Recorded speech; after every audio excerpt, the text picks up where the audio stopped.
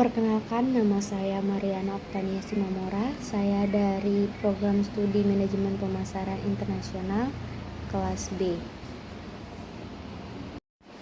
Di sini saya akan mempresentasikan mengenai kinerja produksi dan penjualan PT Pupuk Indonesia tahun 2020.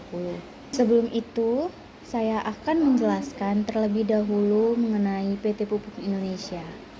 Nah, PT Pupuk Indonesia merupakan perusahaan terkemuka di bidang produksi dan distribusi pupuk di Indonesia, dengan peran penting dalam mendukung sektor pertanian yang menjadi tulang punggung perekonomian nasional.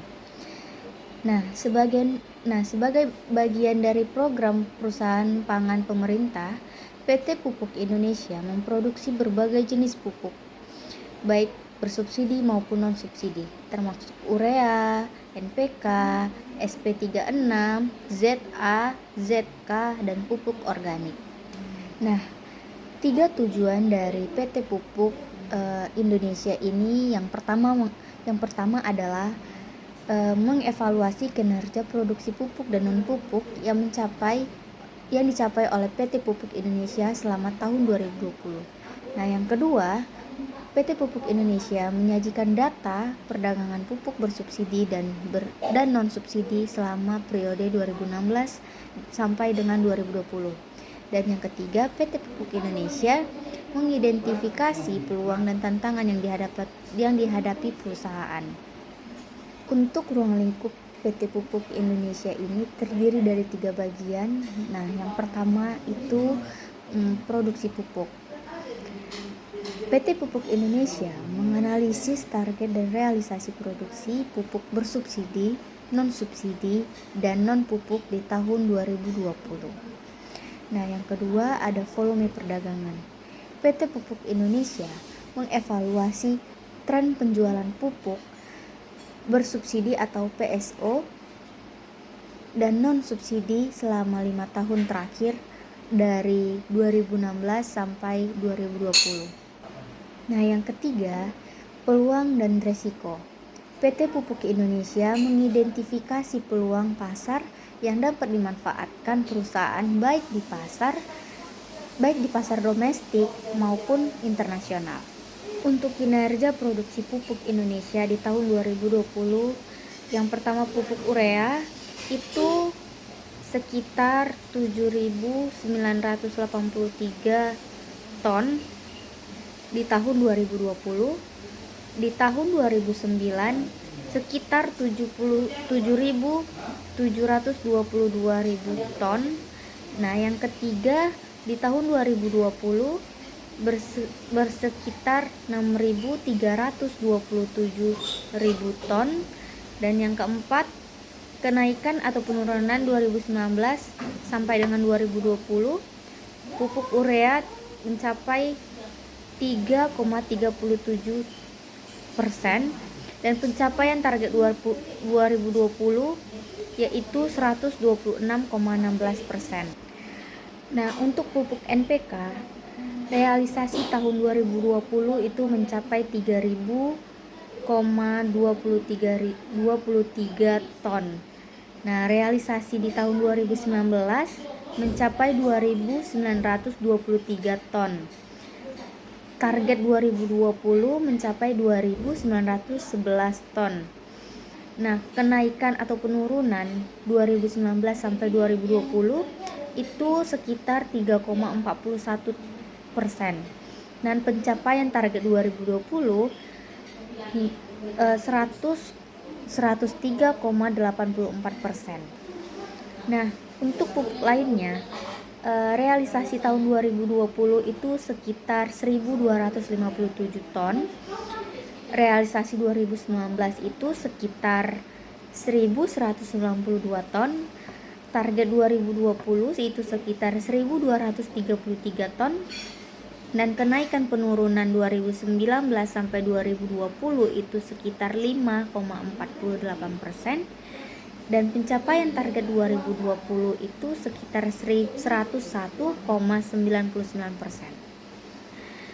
Subtotal produksi pupuk semuanya bersekitar realisasi 2020 itu 12.263 ton, sedangkan realisasi 2019 itu sekitar 11.838 ton, dan target 2020 itu mencapai 10.472 ton.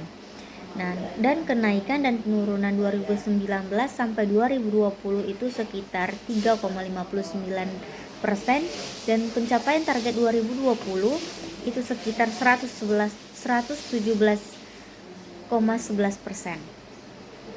Untuk non pupuk atau yang pertama itu amoniak, itu realisasinya tahun 2020 sekitar 6.013 ton. Realisasi 2019 itu sekitar 5.906 ton. Yang targetnya sampai 2020 itu sekitar 4.960 ton. Dan kenaikan penurunan 2019 sampai 2020 itu sekitar 1,8%, dan pencapaian target 2020 itu sekitar 121,23%. Untuk non amoniak itu sekitar realisasinya 1.071 ton.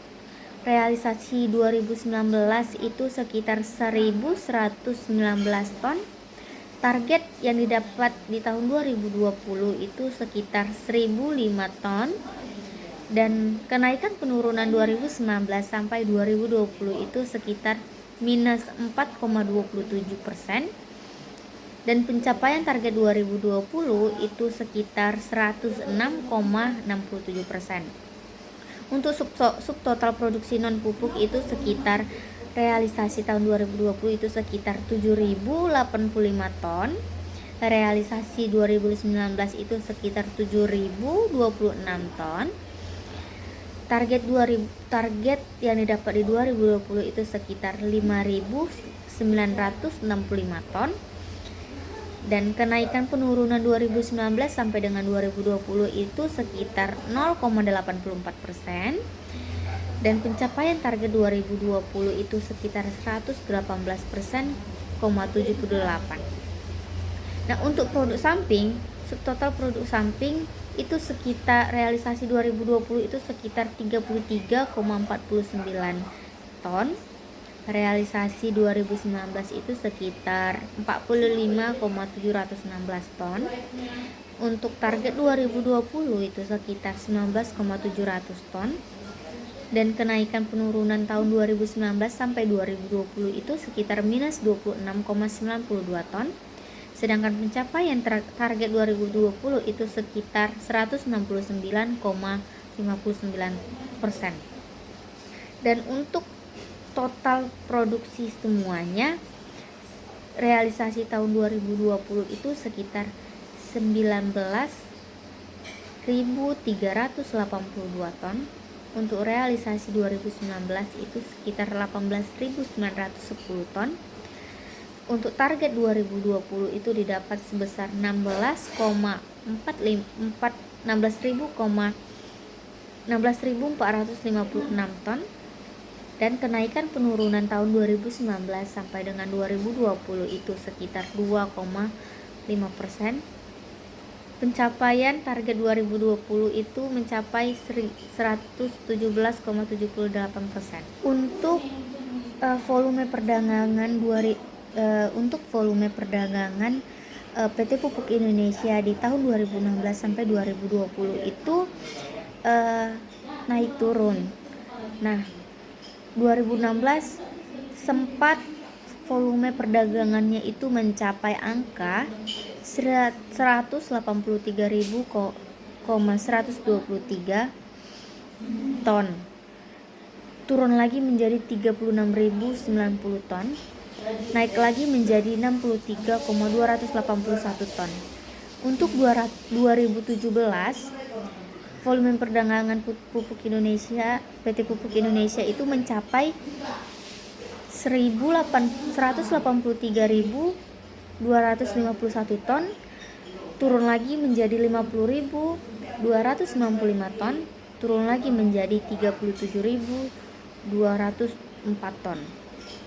Untuk volume kinerja perdagangan PT Pupuk Indonesia tahun 2018 itu mencapai 185.298 ton, turun menjadi 120.828 ton, turun menjadi 119.281 ton. Untuk 2019 kinerja volume perdagangan PT Pupuk Indonesia itu mencapai 148.091 ton, naik menjadi 162.856 ton, dan turun lagi menjadi 72.300 ton. Untuk tahun 2020 kinerja volume perdagangan PT Pupuk Indonesia itu sekitar 166,531 ton, turun menjadi 120.551 ton, dan turun lagi menjadi 67.106 ton. Untuk poin-poin pentingnya, yang pertama, kinerja produksi tahun 2020. PT Pupuk Indonesia ini memproduksi pupuk bersubsidi seperti urea dan NPK mendekati target. Sementara beberapa produk lainnya seperti ZA dan SP36 masih membutuhkan peningkatan efisien operasional. Nah, yang kedua itu ada peluang dan risiko tahun 2021. PT Pupuk Indonesia ini memanfaatkan peluang melalui diversifikasi produk, ekspansi pasar internasional, dan inovasi teknologi distribusi. Dan yang ketiga ini volume perdagangan. Segmen non-subsidi menghadapi fluktuasi tetapi memiliki peluang besar untuk berkembang terutama di pasar internasional. Nah, untuk kesimpulan, secara keseluruhan PT Pupuk Indonesia telah menunjukkan kinerja yang stabil di tahun 2020. Meskipun menghadapi tantangan akibat pandemi COVID-19, perusahaan mampu menjaga produktivitas dan memenuhi kebutuhan pupuk bersubsidi yang mendukung program ketahanan pangan nasional. Tren perdagangan selama 5 tahun terakhir juga menunjukkan kontribusi yang konsisten terhadap sektor pertanian. Untuk tahun 2021, perusahaan memiliki peluang besar untuk memperkuat posisinya sebagai pemimpin industri pupuk di Indonesia dan memperluas pangsa pasar internasional. Namun, tantangan seperti kendala operasional dan perubahan regulasi memerlukan perhatian khusus agar target penjualan dapat tercapai. Baik, sekian presentasi dari saya. Jikalau ada kata-kata yang mungkin salah, mohon dimaafkan.